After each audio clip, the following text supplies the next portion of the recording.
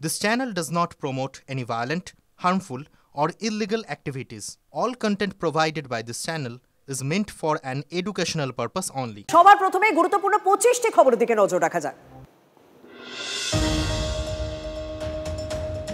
নৈহাটিতে বিপুল জয় তৃণমূলের ৪৮,৮৭৯ ভোটে জয়ী তৃণমূল প্রার্থী সনদে।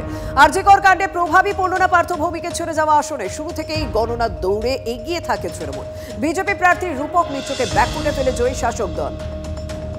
নৈহাটির মানুষের জয়, এখন আরও দায়িত্ব বাড়ল। প্রথম কাজ নৈহাটি স্টেট জেনারেল হাসপাতালের উন্নয়ন করা। উপনির্বাচনে জিতে বললেন তৃণমূল প্রার্থী সনদে।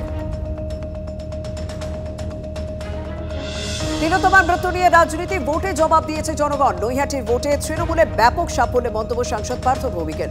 মমতা বন্দ্যোপাধ্যায়ের উন্নয়নের পক্ষে রায় দিয়েছে নৈহাটি, বললেন পার্থ।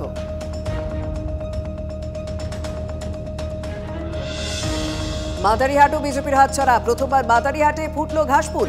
উপনির্বাচনে তৃণমূলের জয় জয়কার। আরজিকর আন্দোলনের পর উপনির্বাচনে ছিল প্রথম ভোট। অ্যাসিড টেস্টে বিপুল ভোটে জয় তৃণমূলের। আনুষ্ঠানিক ঘোষণার আগেই হার স্বীকার বিজেপির। জয়ী তৃণমূল প্রার্থী জয়প্রকাশ টপ্পো।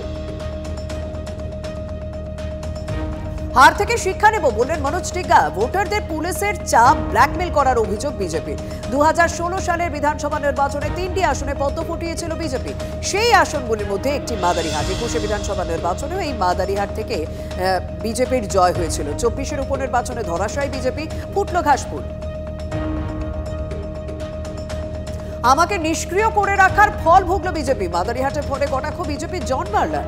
চা শ্রমিকরা বিজেপির পাশ থেকে সরে গিয়েছে। মাদারিহাটে তৃণমূলের জয় তো বাড়লা। মাদারিহাট জিতে চা বলায় জমি শক্ত করল তৃণমূল। মাদারিহাট দখল করে আলিপুরদুয়ার জেলায় খাতা খুলল। ২০২১ বিধানসভা ভোটে আলিপুরদুয়ারে ৫-এ ৫ ছিল বিজেপির। এবারে ভোটে ধরাশায়ী।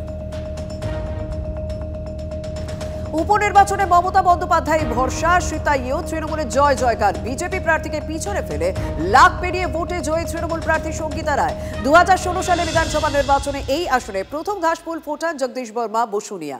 বিধানসভা ভোটের নিরিখে উপনির্বাচনে টিএমসির ব্যবধান বাড়ল ১ লক্ষ।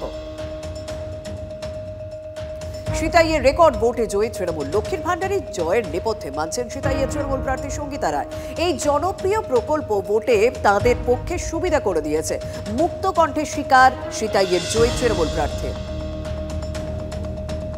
বিজেপিকে পিছনে ফেলে তালডাংরাতে সবুজ ঝড়, জয়ী তৃণমূলে ফাল্গুনী সিংহ।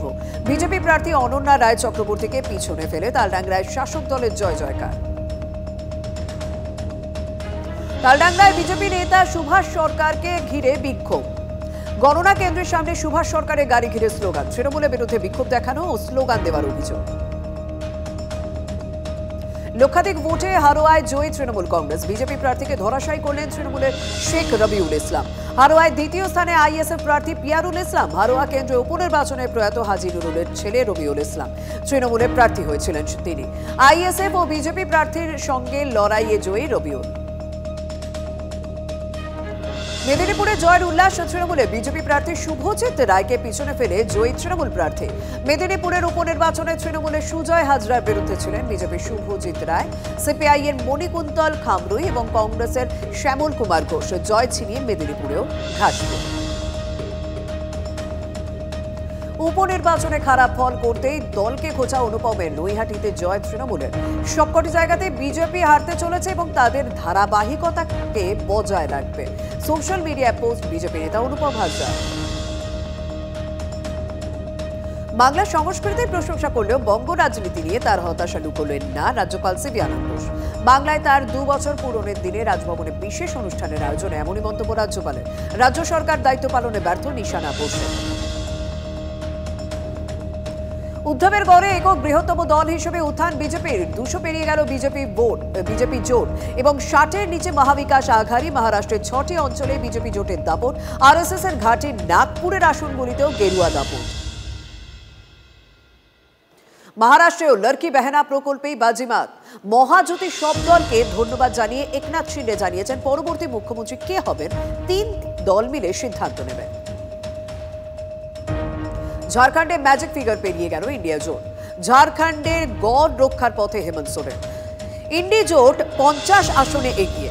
এনডিএ জোট 30 আসনে এগিয়ে, জেল যাত্রা সহানুভূতির ভোট করলেন হেমন্ত সোরেন, উঠছে প্রশ্ন।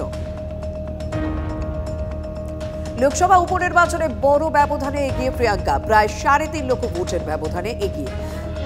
দাদর জয়ের মার্জিন পেরিয়ে যাওয়ার ইঙ্গিত রয়েছে। আমেঠি হাতে রেখে ওয়াইনাড ছেড়ে দেন রাহুল এবং ওই কেন্দ্রীয় উপনির্বাচনে রাহুলের খালি আসনে প্রিয়াঙ্কা গান্ধী বজরাকে প্রার্থী করে কংগ্রেস।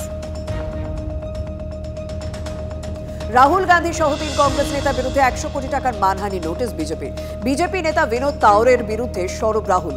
ভোটের আগে নগদ বিলি করে ভোটারদের প্রভাবিত করার অভিযোগ বিজেপি নেতার বিরুদ্ধে। অভিযোগ উড়িয়ে পাল্টা মানহানি নোটিশ বিজেপি নেতার।